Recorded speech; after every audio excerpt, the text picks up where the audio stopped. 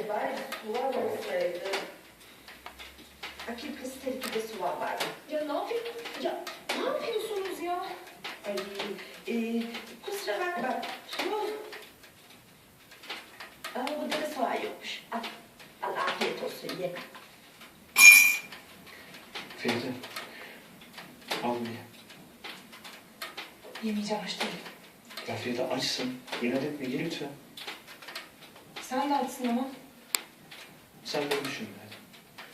Sen yemezsen benim ağzımdan geçmez. Ne güzel görünüyor kamerada. Veli'nin şekline bak gülüm.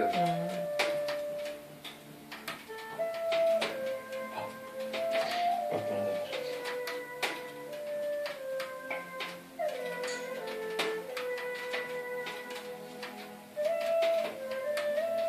Siz o aradaki kadını ortadan kaldırmazsanız işiniz zor.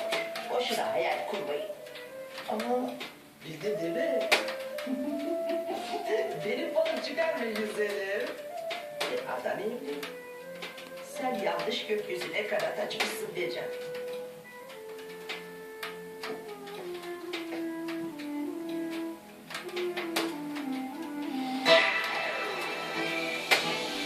Adamın kafasını... Fadime!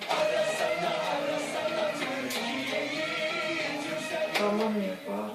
Telefonla mı konuşuyor bu? Yok müzik dinliyor ya salak kız ya. Salak diye öbürleri de salak diyor. İbo da salak diyor. Benim zoruma gidiyor ama. Kime diyor salak diye? Fadime'ye. Yok salak değil. Kafası bozuk. Kendine baksın. Kendi kızına Hiç oğluna el bozuk. üstünde gezdiriyor kızını. He.